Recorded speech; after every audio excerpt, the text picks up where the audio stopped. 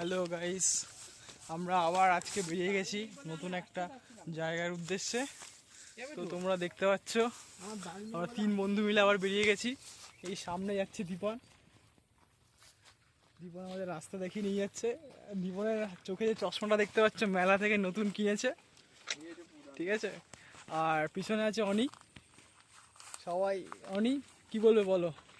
আমরা বর্তমানে বারাসাত এবং মধ্যমগ্রামের একটা বিলে আছি, মধ্যবর্তী একটা বিলে। বারাসাত এবং মধ্যমগ্রামে মধ্যবর্তী একটি বিলে আছি, ঠিক আছে। চারপাশে কলা গাছ দেখতে পাচ্ছেন।